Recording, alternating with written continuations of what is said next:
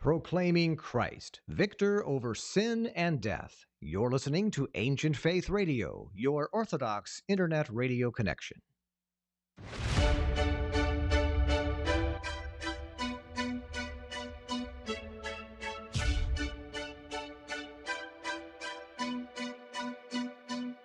Welcome to Live with the Louhs with your hosts, Father Nicholas and Dr. Roxanne Louh, where we will connect our Orthodox faith to day-to-day living and relationships to our family, our work, and our view of ourselves. Father Nicholas is the priest at St. John the Divine Greek Orthodox Church in Jacksonville, and Dr. Roxanne is a licensed clinical psychologist who uses her extensive training in private practice. Questions are welcome by calling 855-237-2346. That's 855-237-2346. Here now is Father Nicholas and Dr. Roxanne.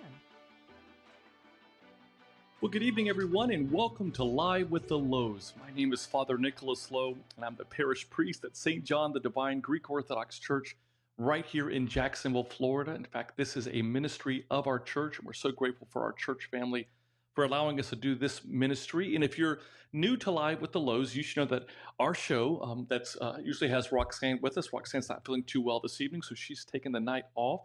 But this show, really, our purpose was to try to develop a show that marries both faith and psychology to give you some practical steps that you can live by each and every day of your life. And so we're so grateful that you're with us because we're all about trying to give you some practical Christianity in your everyday life. And so our show airs every single Tuesday at 8 p.m. Eastern Time right here on Ancient Faith Radio.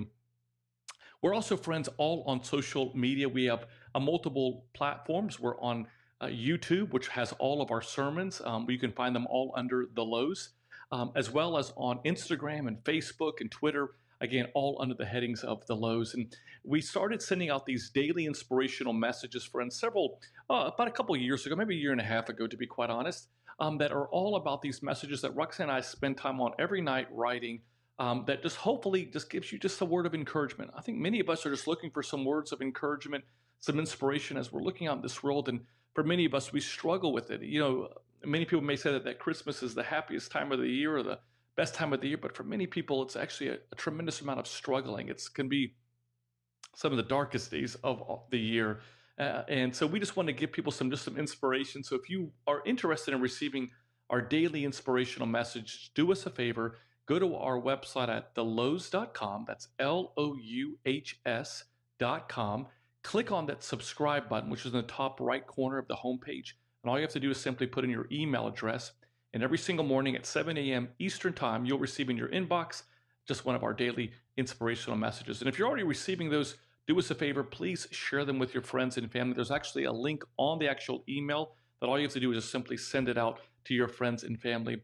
And as we're approaching this sacred and Christmas season, which we love so much, many of you are looking for some nice gifts to give to your family and your friends. And I definitely encourage you to check out all the different books that are at Ancient Faith, just really some extraordinary material that's there. And I obviously would love to have you and recommend our own book, Renewing You, which takes 8 of the biggest topics that we see as a priest and as a psychologist and kind of tackle them from those perspectives to kind of give you some practicality in your life. So if you don't have the book, Renewing You, definitely take a look at it. You can find it at store.ancientfaith.com /renewing you. That's store.ancientfaith.com /renewing you. And as always, I'd love to hear from you during the conversation in the show. And so just definitely call us at 1-855-237-2346. That's 1-855-237-2346. You can also email me a question during the show at ask@ancientfaith.com. That's ask@ancientfaith.com. And we are actually broadcasting our show on our Facebook platform. So if you're a friend of ours on Louhs, on the Louhs Facebook page, definitely take a look and share your comments there as well. And I think we're also on Ancient Faith's Facebook page, so you can also leave your comments there. I'll definitely try to get to them during the show. So friends, today we thought we'd dedicate a show all about building up healthy emotions. So let me just tell you a little bit about emotions. The definition of emotions are a natural instinctive state of mind deriving from our circumstances. So our emotions oftentimes are based upon our circumstances, which in many ways cascades to our mood, our health, etc. Over the last several years, many of us have talked about how life has been like an emotional roller coaster. Maybe you even said it yourself, where we're seeing these highs and these lows. We can at one point be at a happy event, and then later, a few moments later, can be dealing with something very catastrophic, maybe even what I might call a 9/11 moment in our life. I know that took place for us in our own lives. You know, the premise of us writing the book Renewing You was all centered around our fathers. I had just come back from a trip to Kenya where I did a missionary trip there in 2015. And when I was there, it was an extraordinary experience that I've shared a lot on sermons as well as on this show. But when I came back, I was riding so high on Christ. And on Sunday at that of church, I came back on a Friday, and then on Sunday I was in church and I was delivering a homily. And during that homily, I remember looking at my dad, who always would sit there and kind of, in many ways, would listen so attentively to my sermons, and oftentimes, in his own unique and cute way, would kind of grade my sermons afterwards. But in this particular Sunday, he was totally just disengaged and at times sleeping and just kind of wandering off. And I noticed that during my sermon. So afterwards, I said, "Dad, are you doing okay?" And he was telling me, "Nick, I'm just kind of not feeling too well. I kind of feel like I'm just a little bit tired." I said, "Well, why don't I talk to the doctor that was actually a member of our church community?" And long story short, the doctor set up an appointment with my dad on that Monday. So keep in mind, this is Sunday, and he goes to see him on Monday. And then while he's at the doctor's office, my father has a massive stroke, and just absolutely and then within 24 hours of that, after doing a number of tests, would find out that my dad has cancer. This was all on Monday. Keep in mind, I just come back Friday from being on the spiritual high. And I'm sharing with you just how life is like a roller coaster. That one moment, everything could be great, and then in the next moment, your emotions are unbelievably scattered all over the place. And so, what I want to share with you, and what I want to dedicate this show is, how do we build healthy emotions? Because, friends, I hate to tell you this, but in life, you're going to find yourself at times on the mountaintop of happiness and in the valley of sadness. You're going to find yourselves at times either coming out of a struggle as you hear my voice tonight. Maybe you're in the middle of a struggle, of an emotional roller coaster, or I hate to warn you on this, but you're going to face an amazing emotional roller coaster ahead of you that may literally take the earth right under your feet. And so let me talk on the first half of this show about what happens with our emotions when we're not controlled, when we're allowing our emotions to kind of lead us as opposed to us leading our emotions. So what you need to know is that when we go through life, it's easy in many ways, or easier, obviously, when life is great, when we don't face any difficulties, when things are kind of coasting, we're just kind of going through day by day, and really our situations, our problems are very small. That changes, though, when we're dealing with something that is like I was saying with my father, something that takes the wind out of us. So what happens to us, and this is something that I would encourage you to write down, is when you face that emotional roller coaster, and I'm speaking specifically about dealing with chaos in your life, when something unexpected happens, you're going to experience these three emotions. One is shock. You're going to experience shock. So what I want you to kind of know is that doesn't take place just with the death of someone. I mean, obviously that does experience that, but that shock also was like that for me when everything was riding a high, and then to find out, that my father had a massive stroke, not more than 24 hours from that church service, and would really, to be quite honest with you, would never be the same afterwards. That shock of hearing the doctor say, "Hey, listen, when the doctor first saw me, he didn't realize that was my dad. He thought that I was just coming there to give my father, and what he thought was the last rites, as a priest would do in certain traditions." And I said, no, that's my father. And he says, "Well, then you need to tell your mom to check." I'll never forget him saying this. He said, "Can you have your mother check her emotions at the door?" In other words, because my mother was going just off, just having an emotional breakdown, just an extraordinarily difficult, heavy time that she was experiencing. So we were in that first stage of shock. It's just feeling like you're in the middle of something. And what I want you to know is that when you are in shock, remember me telling you this, we can't see correctly. We do not know what's going on. And when we're in shock, remember that our emotions rule over us. They take over our lives.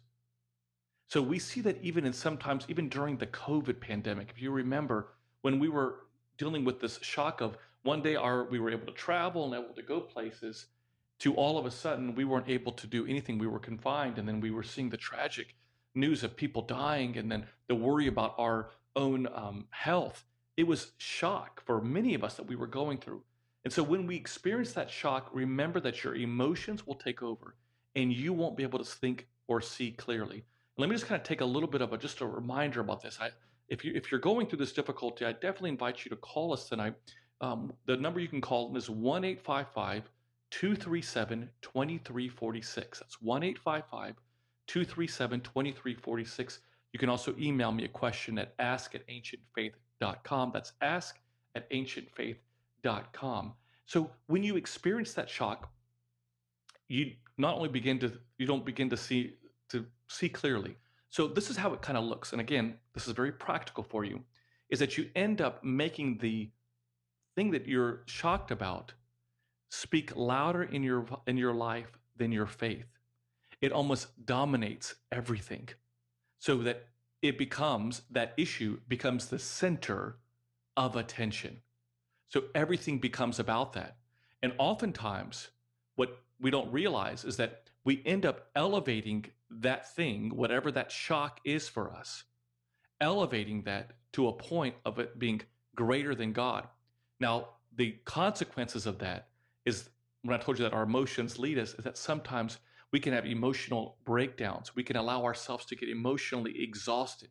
We end up allowing ourselves to believe that there's no hope. We start dealing in what we call absolutes, where it's never going to get better. I'm never going to find peace.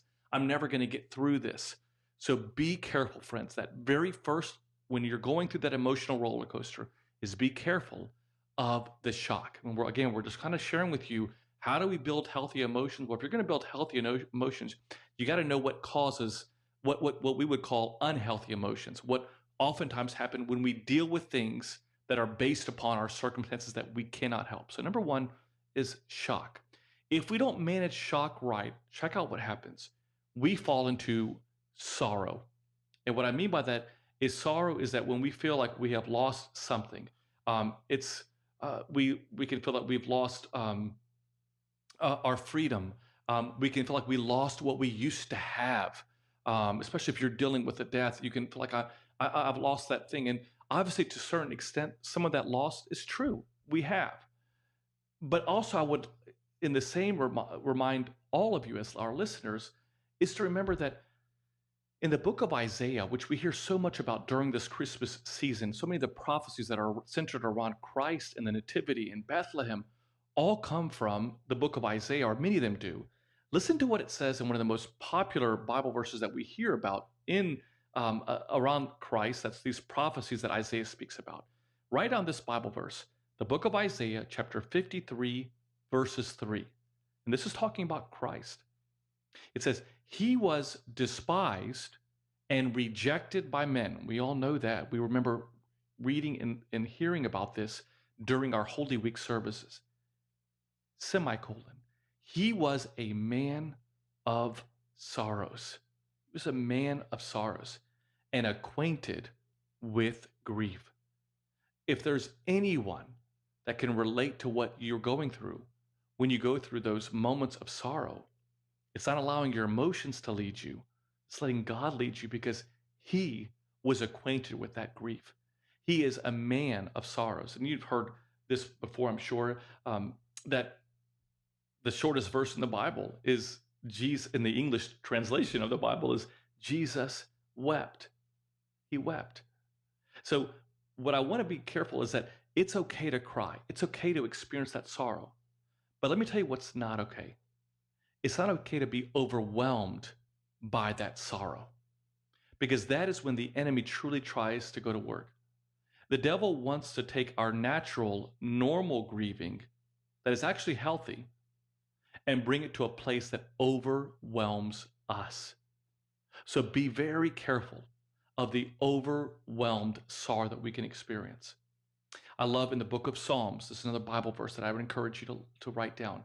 This is Psalm 61, verses 1 to 2. It says this. This is King David is praying. This is his prayer. And this is actually one of my prayers that I love whenever I'm finding myself needing to kind of control my own emotions, because naturally our emotions want to lead us in an unhealthy way. It says this: hear my cry, O God. Listen to my prayer. From the end of the earth, I will cry to you. When my heart is overwhelmed with sorrow, lead me to the rock that is higher than I. Isn't that just a beautiful statement, a beautiful prayer? That not if my heart ever gets filled with sorrow, it's saying, hey, look, that roller coaster is coming. When my heart is overwhelmed with sorrow, lead me to the rock that is higher than me. In other words, don't allow myself to allow the sorrow to overwhelm me. Let my God overwhelm me. Let me remember that. But then again, when our sorrow is gone unchecked, it'll lead us to this third area, and that is struggle. So we have shock, left unattended, will lead to sorrow, which left unattended will lead to struggle.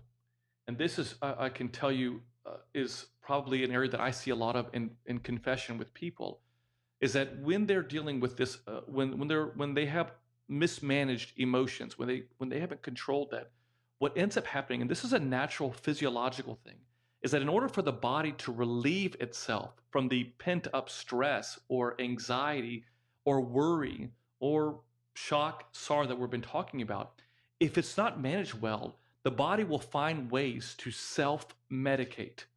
It's one of its coping mechanisms, if you will. And so one of the things that you see people do is they'll medicate themselves just to try to escape. They'll sometimes it's sadly through alcoholism or drugs. Maybe sometimes it's just watching Netflix and going on a binge for hours and hours. But you'll find people, and maybe that might be you, by the way, that will just simply trying to find other ways to help counsel themselves. Can I just tell you something? I mean this totally respectfully. You are, and I am, our worst counselors. When we're going through this emotional roller coaster, we should not be listening to ourselves, because what takes place in there is oftentimes a way of us medicating ourselves in an unhealthy way, simply because we're trying to find something to take care of the pain that, to be honest with, only God can. So here's a principle I want you to write down, and that is that if you don't control your emotions will control you. Now, let me say that again. If you don't control your emotions will control you. I like to say it like this. We have to choose not to let our emotions imprison us, but to have God's peace comfort us. So I love this Bible verse. Another one, I'm giving you a lot of Bible verses, and I'll tell you why, because of this Bible verse that I'm going to read to you. It's taken from the Gospel of Matthew, chapter 7. And just Jesus is speaking just to kind of give you the context of what it is. Because in the Orthodox Church, we don't kind of just take a Bible verse and just try to find out a way to kind of manipulate it to match whatever message I'm trying to share. We look at the context. It's so important to look at that. So Christ in the second is talking to the believers and really to the unbelievers. But he's telling them in chapter 7 extraordinary messages. This is taking place in what we call the Beatitudes, the Sermon on the Mount. He's reminding the people, though, about what it means to be a follower of Christ and being a follower. And he's saying, not just because you say, Lord, Lord, will you come into the kingdom? He says that on the day of judgment, many will say, Lord, Lord, in your name we spoke God's message, but by your name we drove out many demons and performed many miracles. And then Jesus says to them, but I will say to you that I never knew you. In other words, get away from me. In other words, you knew me only on the external, but nothing was ever transformational internally. And then he gives this extraordinary kind of analogy, if you will. He talks about these two house builders. I'm going to read it. It's chapter 7, verses 24 through 27. Listen to what it says. So then, anyone who hears these words, and he's referring to the scriptures now, of mine, and obeys them, is a wise man who built his house on the rock, on the rocks. I love that. So check this out. He says now in verse 25, because when the rain poured down, the river flooded over, and the wind blew hard against that house, but it did not fall. Why? Because it was built on that rock. In other words, what I'm saying is, and we would say that in the Orthodox Church, we would say that's the church. The church not only is the word, but it's also the traditions of the church, the teachings of the church fathers. That when you're connected to that, when the rain of death comes on you, or when the rain of losing your job, or maybe during this Christmas season, when the rain of dealing with a family member that you don't see that often, but maybe once a year, but the stress of just simply seeing them is already provoking within you an unhealthy emotion. When that rain comes down and then when the rivers are flooding over it, and the wind of anger and frustration and all the different emotional roller coasters that we can experience, when that comes and blows hard on you, you will not fall because you were built on the rock. And that's a great one. And then he kind of continues this. He says, but anyone who hears these words of mine and does not obey them is like a foolish man who built his house on sand. And this is like people that, love God. They may go to church. They may check the box, but there's no real transformation that's taking place. They never allow the word of God and the church to transform more from something that they understand cognitively to transforming to their heart. And so it says that, that they're building that house on a sand, so that when the rain does come down, when the major emotional roller coasters of life take place, the rivers flood over it, the wind blew hard against that house, it falls. And what a terrible fall it was. I like how it even emphasizes, it says, not only did it fall, but what a terrible fall it was. So I'm just trying to give you some encouragement, friends, that we know that we're going to face these emotional roller coasters in our life. And how do we build ourselves up for that? Again, I want to invite you, if you have a question or a comment, feel free. Don't worry about it. Just worry about it. If you don't want to share your name, totally understand. You can simply just do it anonymously. But give us a call at 1-855-237-2346. That's 1-855-237-2346. You can also email me a question at ask@ancientfaith.com. That's ask@ancientfaith.com. And I just got an email question. I wanted to share it with you all. It just came in, and it says this. It says, it's a pleasure to write to you. I recently read Renewing You, and it was a lifesaver to us. I wanted to write to you regarding building health emotions and on your upcoming episode. My question is this: how do you deal with very difficult emotions when it comes to family members, people who you can't really avoid? I love my family, but we have been through so much recently, almost too much, and I don't know how to relate to them due to very intense emotions I have. I would like to document the issues, but I don't think I can on this particular forum. Well, thank you so much, emailer, for sharing with us your question and your comment, and obviously our prayers are with you. We hear a lot about that, especially during this holiday season, just because a lot of people are around people that around family that sometimes is great, but sometimes they can also be challenges. And so what I want to encourage you is this, and we'll kind of get to this later on in the second half of the show, but just real quickly, I would encourage you to remember that our commitment to them, and that family member, is tied directly to our relationship with Him, with Christ. So in other words, my relationship to them is really my relationship with Him, because the closer I am to Him, the more I realize that I've got to transcend that to them. And so I'm not looking at how I'm not treating them based upon how they treat me. I'm treating them the way God would want me to treat them. In other words, I'm keeping myself constantly reminded that I'm living my life not for my flesh to lead, not for them. I'm living my life so that God leads my life. And so that when I face those people that I don't necessarily agree with, and especially when I have those emotions, especially those intense emotions I can have on the inside, I have to remember that the enemy will oftentimes use our emotions against us. And oftentimes we find ourselves sinning more when our emotions are controlling us. So again, what I would encourage you is I'm constantly challenging myself that I'm not seeing them when I see them, I'm seeing Him in them. I'm doing everything that I can to be the person that God wants me to do and want to be, even when the person that I'm talking to or when I'm around with may not support me, may not like me, may not even treat me with the same level of respect. I'm treating them the way God would want me to treat them. And so He becomes my light post, He becomes my guiding post. And so I continually, you look at that. And then I also recognize that sometimes in those environments, as best as I can, kind of remember that the time will pass, that I don't need to kind of make that event be the center again of attention. That really what that I'm going to try to find my as best as I can, find the good things in that person, the good things that are happening at that particular event that I'm at with them, and focus on that as opposed to making that problem. I don't want to magnify that problem over the beauty of the gift that God gives me today. And then finally, I would encourage you as well is make sure that you don't allow yourself, to compromise on your faith. In other words, don't if they are disrespectful or if they're rude or if they're not treating you with that same level of kindness, don't don't go back and treat them that same accordingly. I would take a step back and say, okay, I might just need to physically and emotionally distance myself from them. I'm not telling you that you're going to go tell them that this is the way it should be, but simply maybe just taking a step back and saying, okay, I need to not emotionally step into that space because I know that when I put my emotions there, my emotions lead me down an unhealthy path.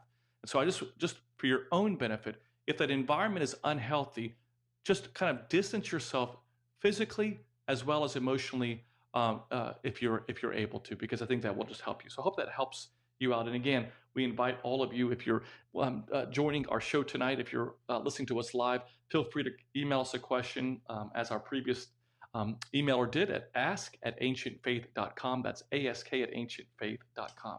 So let's get a little bit practical, friends.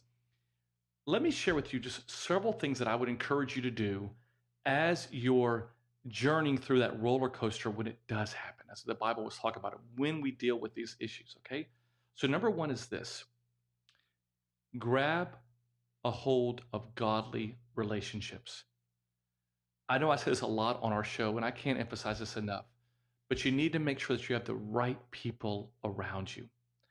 Whether or not you're going through an emotional roller coaster or not, having people that can help put that anchor back down in your life is essential. And so the challenge that you have to find is people that are able to be in your life, that not only are there physically when you need them, but are also grounded spiritually. I've oftentimes said to people that, don't worry about having a quantity. It's the quality of the friendships that you should have. And that quality should consist of people that you can put your soul in their hand and that you would feel comfortable with them leading you through that difficult time. And so, do you have those kind of people in your life? Are there people in your life right now that you can say, hey, let me give you my soul. I'm going through all this. It's paramount. I love in the Orthodox Church that at every event that we have, every sacrament, every sacred event where someone is joining something, whether it be through joining a marriage or joining through baptism or joining through chrismation, that we don't want you to be alone, that we actually have people, we call these sponsors sometimes, that will stand next to us. And sometimes we're baptizing adults and they're, we call them godparents, that they will have. But it really is people that can stand next to you in the good times and the bad times, and who could lead you spiritually through those roller coasters of your life. And so my encouragement for you is, if the church felt it necessary to have that at every sacred and holy event that's going to be in your life, how much more important is that when you're going through those difficulties, those 9/11 moments that are taking place in your life? So do you have people that are that way? And if not, I would tell you, find those kind of people that you can literally put your soul in their hands and that they would guide you. I've been very blessed. When my father was very ill, obviously that at that same week, many of you've read the book and so you know this, but that same week that my dad was diagnosed with cancer, Roxanne's father was diagnosed with cancer. Mine on Monday, or mine on Tuesday, and then Roxanne's dad on Thursday. And, it would be great if we were able to lean on each other. But during that time, we were both going through that emotional roller coaster that we're talking about. And it was so chaotic for us that, to be quite honest with you, although we were praying for each other and we were holding each other's hands, we were experiencing the exact same crisis. And sometimes, if you're dealing with a loss of a loved one where the entire family is mourning, it's very difficult to lean on those people who you traditionally would lean on to help you navigate through that, because you're all going through it. And I was so fortunate, maybe because, I'm a priest, but I had people, other clergymen, that would reach out to me every single day. There was someone different every single day that reached out and say, "Hey, Nick, are you doing okay? I'm praying for you. What's on your heart? What are you thinking about? What are you feeling about?" And just like you, friends, you go through a myriad of emotions. Every emotion that you go through when you're going through this emotional roller coaster of this shock, sorrow, and just really struggle, I was going through myself. But I had those people, these priests, that would speak life into me. And I'll be honest with you, had it not been for them, I'm not too sure that I would have been able to navigate through that struggle the way I did. It was just so hard. But having those people there, and obviously I had some family members that were really helpful during that time. But I just want to emphasize to you, having those right people in your life, the people that can encourage you, that can walk with you, um, to guide you through these difficult times when they do happen. And people that can not only physically be with you, because that's not just enough, but also spiritually and emotionally guide you through that. So number one is grab a hold of godly relationships. Here's number two. I would encourage you as well to grab a hold of God's dream for your life. And what do I mean by that? So when we go through this emotional roller coaster, there's obviously a natural time of trying to process that, and that's we need to do that. That is required of us. That our brains need to grab a hold of that processing of it. But oftentimes, what happens is that we don't have the filtering system to know that when we should stop processing it, because oftentimes the cascading effect of that process leads us to depression and sadness. And yes, that sadness, some of which can be healthy for our body to kind of purge itself of the overwhelming emotions it has on the inside. But what takes place is that sometimes it can actually limit us and deprive us of doing the purpose that God wants for us. So it can actually slow down what truly will give us some level of peace. And that is getting back to the basics, getting back to the normalcy of making a difference in this world, getting back to the purpose that God has for us. So I love one of my favorite Bible verses, is actually one of the most popular Bible verses that people oftentimes quote. It's taken from the book of Jeremiah, chapter 29, verses 11. And it says this: "For I know the plans I have for you, declares the Lord, plans to prosper you and not to harm you, plans to give you hope and a future." I love that. Those plans that God has for us, they don't go away because you're in a emotional roller coaster. They're still there. And so the challenge that we have to do is to always remember that God does have a purpose and a plan for us. But when we allow our emotions to lead us, so often we can get carried off course and we deprive ourselves of doing the things that God wants us to do. And just kind of going one step further with this, it is very difficult for depression to grow in a giving heart. I'm not minimizing depression. I'm just simply saying that one of the ways that it kind of helps us, one of the ways it kind of medicates us or soothes us during that difficulty, is when we make a difference, when we go out and change someone's life, when we take the pain that we are going through and use it to something good, that emotional pain that we're experiencing to make a difference in this world. You all know the very famous Bible verse, Proverbs chapter 29, verses 18, that where there's no vision, the people perish. In other words, when we don't know where we're going, we're going to be scattered all around. We're going to be scattered. One translation says, where there's no revelation, people will cast off restraint. In other words, we're just kind of going. I don't care anymore. It just is. We lose that vision. So I just encourage you, grab a hold of God's dream for our life. You have to remember that there is a purpose that God has, and that to use that pain to make a difference in this world. Here's number 3. So number 1 is grab a hold of godly relationships. Number 2 is grab a hold of God's purpose for our life. And here's number 3. Grab a hold of these 5 letters. TRUST. Trust. Listen to me, friends. Trust is surrendering what I can't control, and self-control is doing the things that I can control. I love that. Trust is surrendering what I can't control, and self-control is doing the things that I can't control. I love, there's a very lady named Corrie ten Boom. Maybe some of you have heard of her. Extraordinary woman of faith who's gone to be with the Lord. But she wrote this one time. She says, never be afraid to trust an unknown future to an all-knowing God. I love that. Never be afraid to trust an unknown future to an all-knowing God. And so I just encourage you to trust God. Now, I'm going to make this kind of give you like a little bit of an assignment.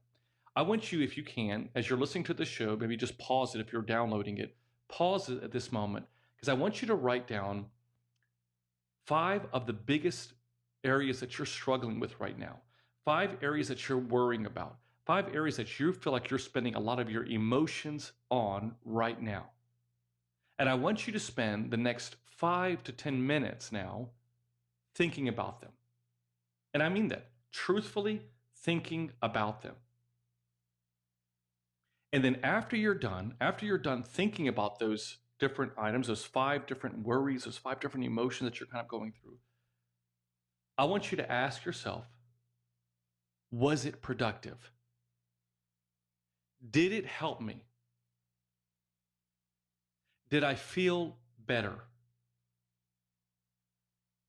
Chances are, friends, that nothing changed.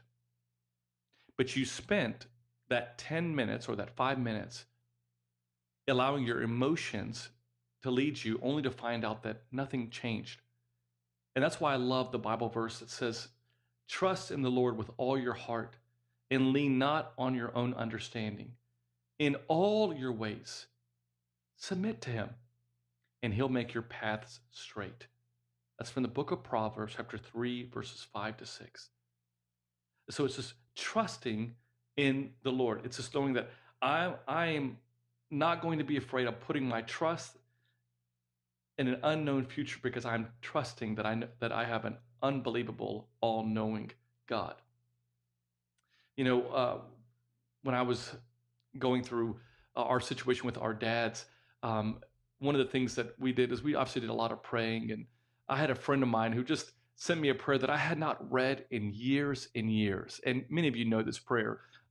It's called the Serenity Prayer. And I just wanted to read it. I know we're, kind of going through our show, but I thought I just would share it with you, because there's so many amazing, beautiful Orthodox prayers, and I definitely encourage you to read those, but more importantly, to pray those prayers. But this was just one prayer that someone sent it to me, and we started to pray. This was one of the many prayers that we did pray, but I just thought that I thought it just speaks so much about how we have to be. And so it says this, it says, God, grant me the serenity.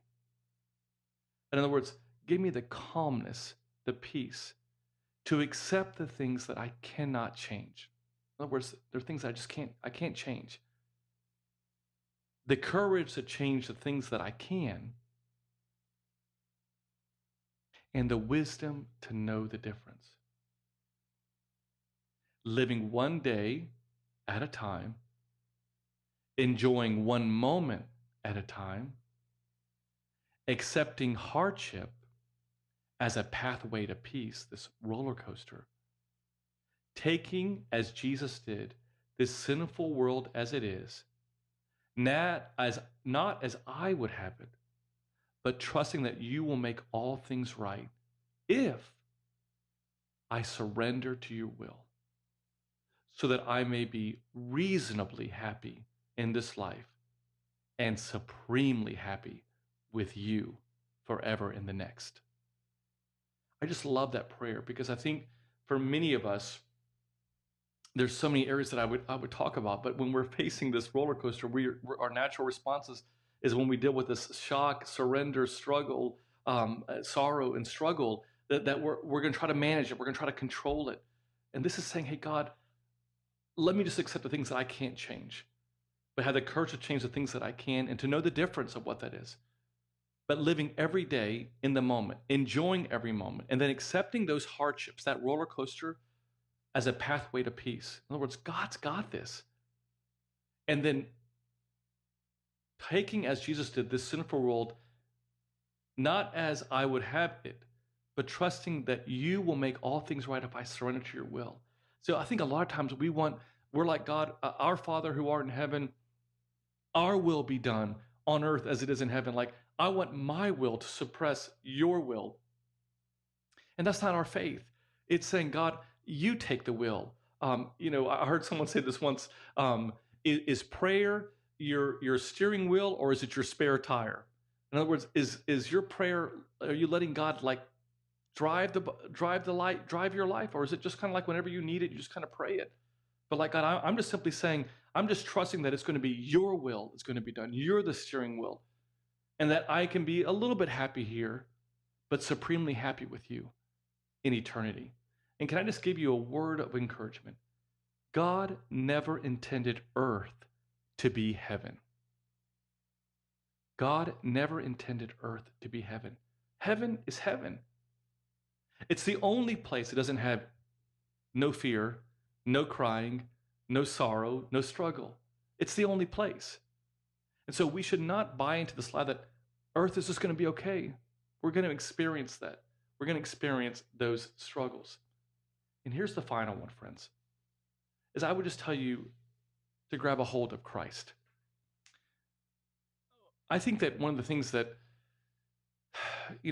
as I journey in my own life, is that one of the things that happens, whether it's a big emotional issue or a small one, is that so often I just know that in my own sinfulness, my own struggle, is that I oftentimes want to try to just control it and manage it and just kind of say how I think God needs to deal with it. And sometimes I even convince myself that, in prayer, this is the way it should be. And what I've learned over time is that I'm going to grab a hold of something when I'm in a roller coaster, just like you do at a roller coaster. And what we have to know is whatever we grab a hold of the most in our life, or the tightest in our life, is controlling our life. So whatever you grab a hold of, the tightest in your life when you're dealing with that emotional crisis, is controlling your life. And so I want to encourage all of you to grab a hold of Christ. So Father Nick, how do we do that? Let's not wait till we're on the roller coaster to hold on. Let's start right now. So if you're someone that is just kind of going through life, you're not really having any major struggles right now, I just want to encourage you, get connected to Christ. In other words, today, spend time reading your Bible, just like we heard in the Gospel of Matthew chapter 7. We're going to build our life on the rocks, and not on sand. That we're going to build a life there. So I want to encourage you, just take some time, read. One of the things I think are so helpful sometimes is, not only to read, but maybe this is something that actually was very therapeutic for us when we were going through our difficulties, is that we just simply wrote down all the verses in the Bible that really inspired us, that kind of anchored us during this time. So Bible verses that says, like, hope is the anchor of our souls. We read earlier, trust in the Lord with all your heart and mind, and lean not on your own understanding. The number of Bible verses that speak about fear not, for I am always with you. I am crucified with Christ, that it's no longer I who live, but Christ who lives in me. In other words, I would encourage you that you don't not only just know it in your mind, but that you know it in your heart, that you are building up this reservoir of Bible verses that can be helpful for you when you face those difficulties. So number one is read your Bible, but don't read it, live it. Let it read you. Let it be part of you. Number two is I would encourage you, is especially during this fasting season, and we talked about this last week in our show, but encourage you to add some things that you're going to be doing more of. And so whether it be spending more time in Bible studies, spending more time attending to other liturgies throughout the week, but things that you typically would not be doing during the season of Advent, I want you to add it. I want you to fast from it. I want you to feast on it. I want you to add things to your list. So number one is read your Bibles more. Number two is feasting more on things that you're not doing now that you need to be doing. And then number three, I would encourage you is spend time in prayer, not only during our divine liturgies, but spend time in prayer every day. Like, let prayer be a constant conversation you have with God every day, all throughout the day. And maybe even at times, like King David said, that I know that at times I'm going to be facing a difficulty, but when I do, I'm not going to put my faith in that struggle. I'm going to put the faith in the God who created me. I'm just going to remind myself that when I do face that, I'm not going to put my faith in the mountain. I'm going to put my faith in the creator of the mountain, of everything that I'm going, that is on this earth, everything that's within me, everything that, all the blessings that God gives me, I'm going to be putting my faith in him. And then finally, friends, during this season of Advent, we should really do this all the time. And I do want to encourage you is to look for ways to make a difference. Because again, remember, it's very difficult for depression and really our negative emotions to grow when we are doing things offensively, when we're making a difference in this world. So look for ways to share acts of kindness throughout the day. It could be as simple as a smile. It could be as simple as opening the door or telling the grocery store clerk who's probably so stressed out with the amount of people that are there, hey, you're doing a great job. It may be writing a card to a friend that you haven't talked to in a while, or visiting the widow that's down the street from you. But make a point to be purposeful every day that I'm going to do an act of kindness to help prepare myself for when I do experience those emotional roller coasters, and to remind me to stay anchored to that purpose that God has given me. Again, I invite all of you to call in. There's a few moments left in our show. You can call us at 1-855-237-2346. That's 1-855-237-2346.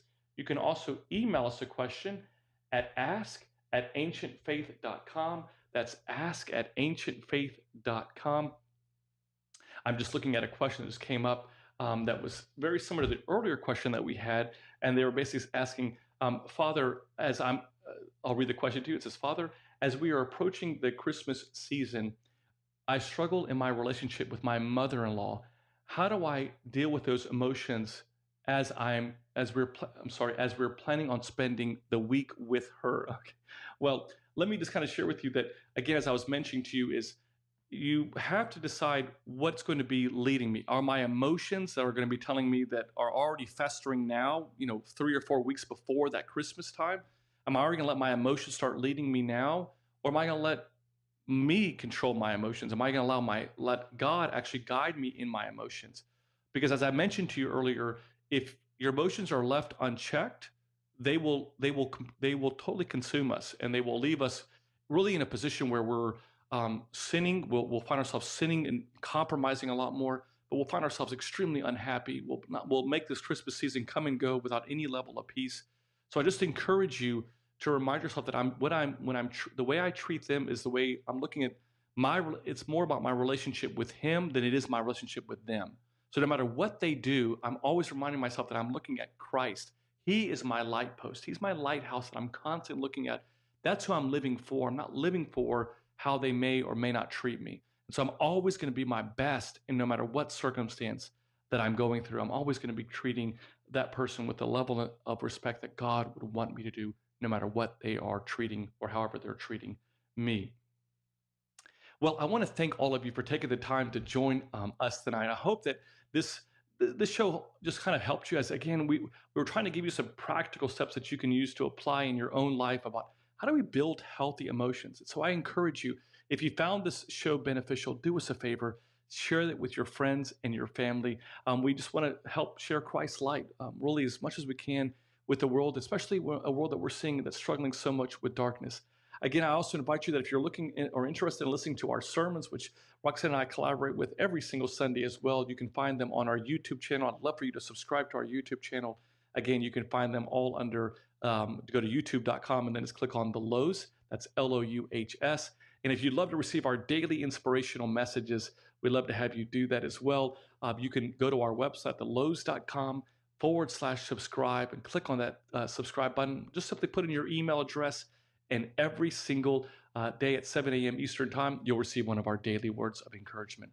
I also want to take this opportunity to thank Matushka Trudy for always producing just this amazing show and all the great people at Ancient Faith. They do such a great job.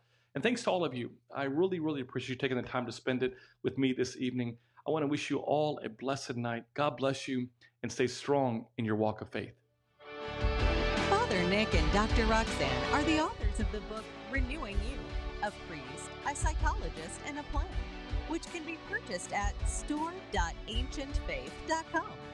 Their daily inspirational messages can be found at thelouhs.com/subscribe. Be sure also to search for The Louhs on Facebook, Twitter, Instagram, and YouTube. Live with the Louhs is a listener-supported presentation of Ancient Faith Radio.